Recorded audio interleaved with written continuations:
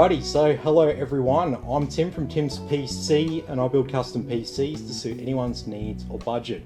Also live stream my builds and repairs for transparency and educational purposes. So if you'd like to get an awesome new PC and you'd like to see it put together live, send me a message today.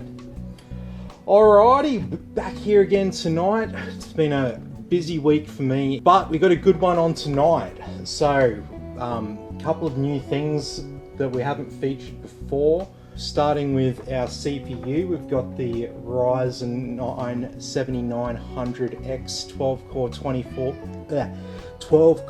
24 thread CPU. We've got the new Strimer for the 12 plus 4 pin power cable. So this doesn't need the adapter or anything like that. It's not the 888 pin one. It's the one that plugs into the 12 plus 4 pin connector on our 40 series cards. We've got a 4080 there. We've also got the new Unifan AL120 V2 fans to check out as well. So pretty good little build here tonight. Got the Ryzen 9 7900 12 core 24 thread CPU. We've got the Gigabyte B650 Gaming XAX, spit it out, motherboard. We've got a 32 gigabyte kit of 7200 megahertz CL36 RAM, I think it is. We've got a Gen 4 NVMe SSD 1 terabyte, and we got a Gen 3 2 terabyte NVMe SSD. So decent amount of storage there, nice fast RAM. We've got the Thermaltake GF3 1000 watt power supply there. So this has got a 12 plus 4 pin cable direct from the power supply. We've got another set of streamers there. We've got a Deepcool LS720 cooler for this. And we've got a Lian Li Dynamic 11 for our case. So like I said, we're going to have pretty much all Lian Li RGB for this one. So we've got the fans, the streamers. The only thing that won't be Lian Li will be the motherboard. I think there's a little bit of RGB on our fans here, and there's a little bit of RGB on the cooler block, but we'll have basically all of our fans and the streamers being controlled with the Lian Li software, and then the rest of it will be controlled with the Gigabyte software on the motherboard there. So let's get stuck right into it. We'll have a look at this motherboard. Generally speaking, spending extra money on the motherboard is a really bad way of spending extra money to get more performance out of your gaming PC. Okay, so there's a reason why when you look at a lot of pre-built PCs that are going, like pre-built gaming PCs, you'll see a lot of the cheaper motherboards used with them. That's not by accident. It's because a motherboard is, in general, a really poor thing to spend extra money on to get extra gaming performance, for example. What you do get from getting a better motherboard is you get more features, which allows you to do more. So what I advise people to do with a motherboard is to shop by features, and if you don't want to shop by features, just shop by budget. Get what you can afford. Now there is some exceptions there with the motherboard. Now you want to get a board that has good heat sinks here on the MOSFET VRM co-processors. That's all this stuff around the CPU there. So if you put a more powerful CPU on a motherboard, it's going to put more stress on all these components around the side there. So you don't want to put a high powered CPU like the 7900X that we have here. We don't want to put that on like a bare basics motherboard that doesn't have any heat sinks on all that stuff around the CPU. Because all that's going to happen is that's going to overheat, and then the system's going to shut off, and you're going to be like, why is my computer turning off? And it will be the fact that you didn't spend enough on your motherboard. However, this motherboard here is a good mid-range board. It has good features, as I'm going to point out. So starting at the top here, we've got 12 plus 8 pin, 4 plus 8 pin, total of 12 pins of CPU power up the top there. Nice heat sinks there on our MOSFET VRM co-processors.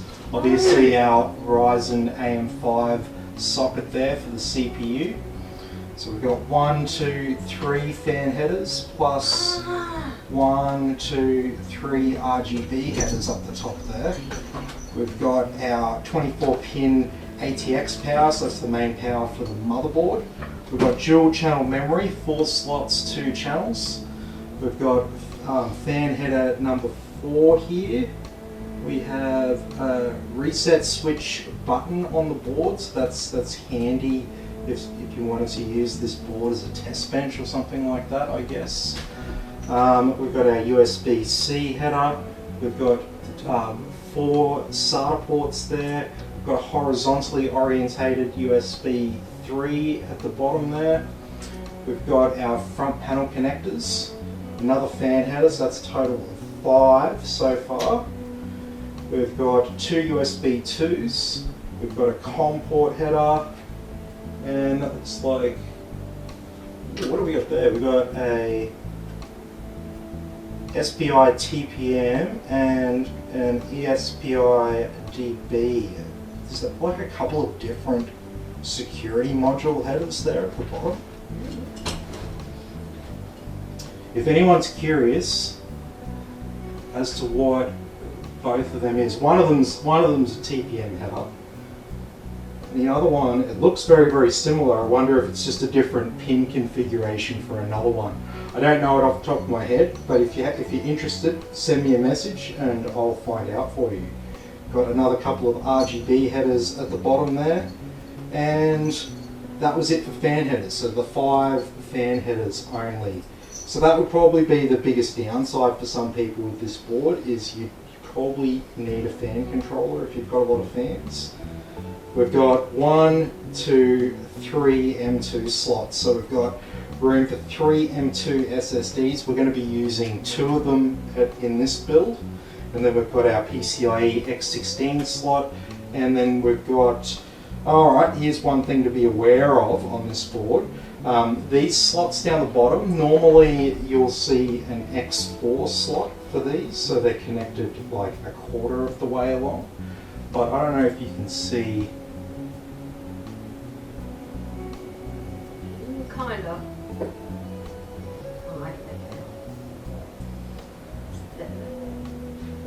They're only connected, it's only connected where my thumb is.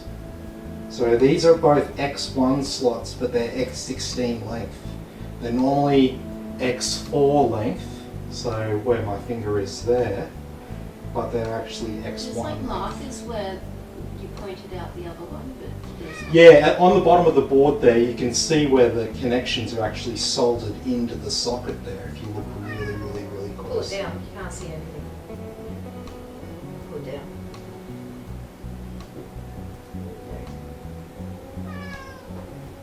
Yeah, you can see it's soldered in just at the start there. The rest of the socket's empty.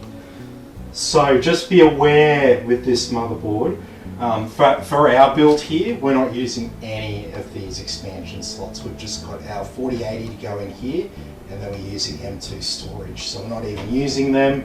And around the back here, we have built-in Wi-Fi 6 and Bluetooth 5.1, and a total of 2, 4, 6, 8 USB ports, including 1 Type-C, 2.5 gigabit LAN there as well, and just standard audio. We've also got a PS2 port there if you've got an old school keyboard and mouse, or a really, really high-end keyboard. It's usually the only time you see them. Alrighty. And so that is the Gigabyte B650 Gaming X motherboard there. So let's get stuck into kitting it out. Now standing on the couch.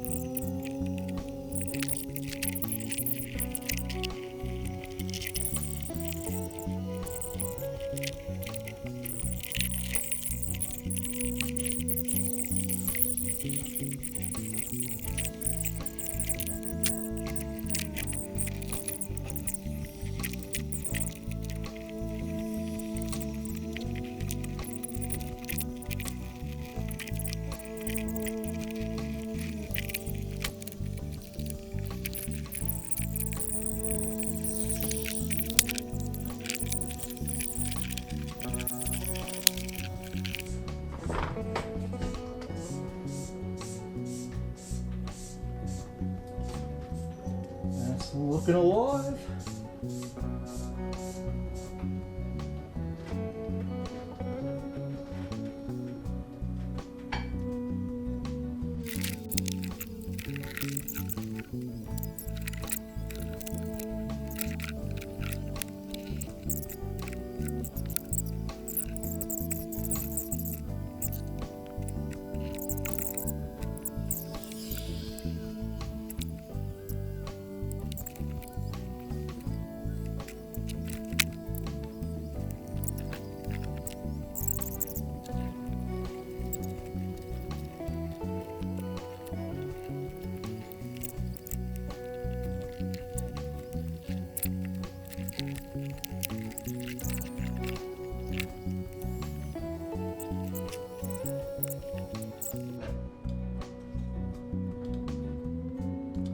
Might help if we could actually see the stats.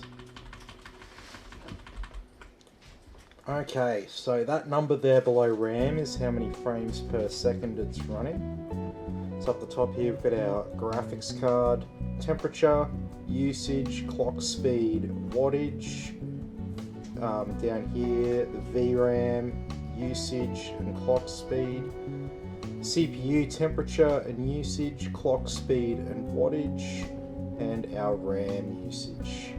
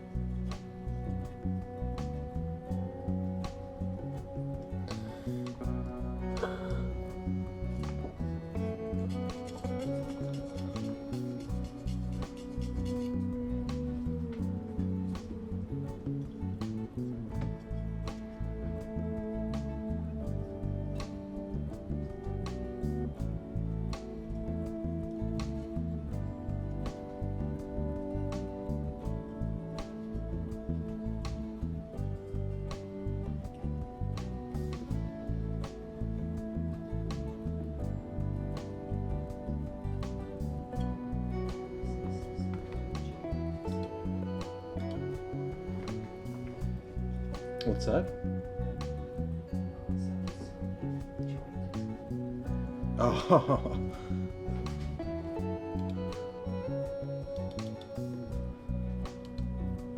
Alrighty, so now we'll run a more demanding benchmark here, which is Valley on Ultra Max Anti-Aliasing.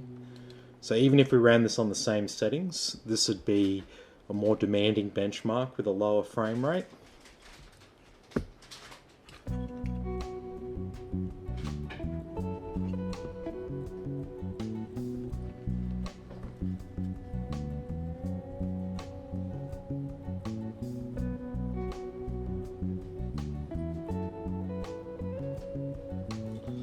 Look at that massive clock speed on the Ryzen 7000 CPUs. 5.4 gigahertz. Yeah, it's 5.4 gigahertz or 5,400 megahertz.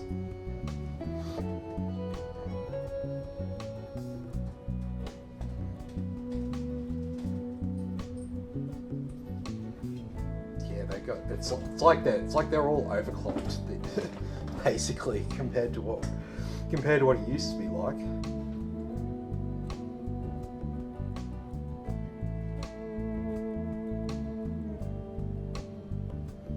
People are like, oh, is it running too hot? And it's like, no, that's how it's designed to run. With the cooler that it's got, the top's temperature, the temperature that's problematic is 95 degrees.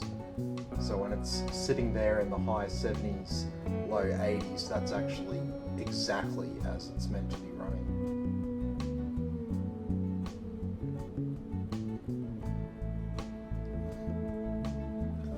And so you'll notice the usage is right down there, and then the clock speed's right up. And so what'll happen is if we started using the CPU more intensively, the clock speed would go down. It's kind of how it works.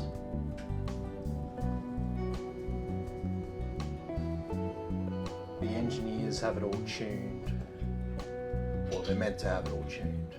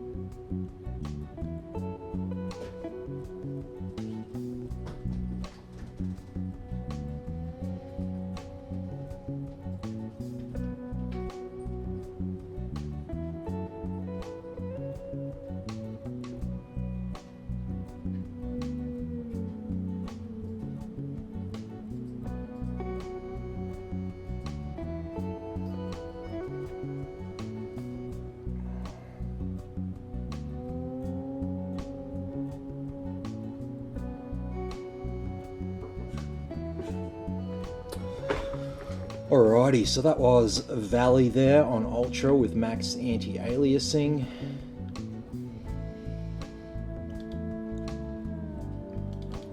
And then finally we do our 4K benchmark. So the other two are 1080, just because they run at the system resolution, and my capture card's 1080, so I can't really do anything about that.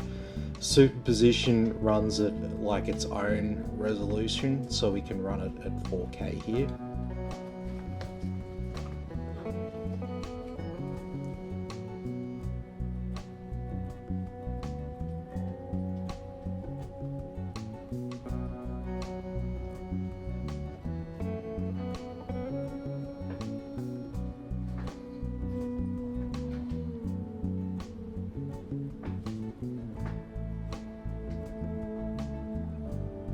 So as you can see there with 4K, we can see that the CPU is being used even less now.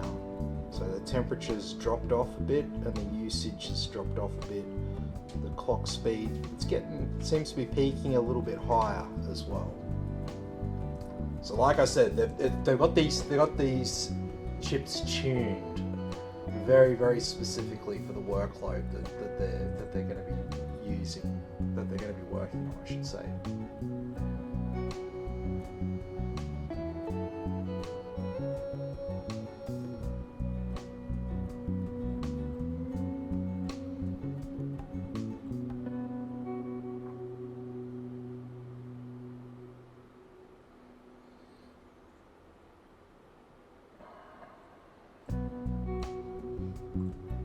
I love all the old retro tech in this benchmark.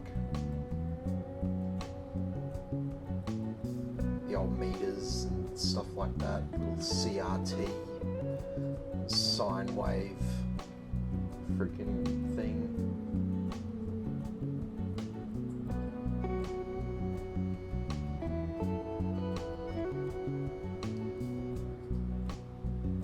So if you're wondering what this is meant to be showing you, so look, I'm not a scientist, okay?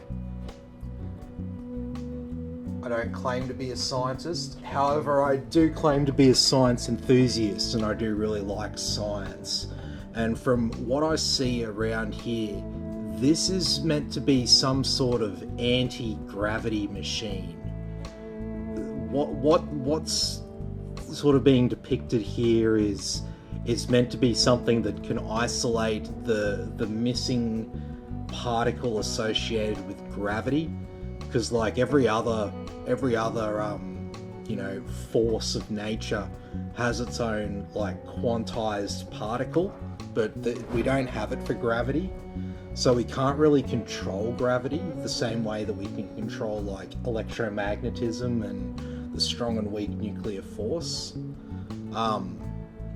If we could isolate the graviton, the particle, the quantized particle associated with gravity, then we should be able to do all this stuff like make things levitate in the room.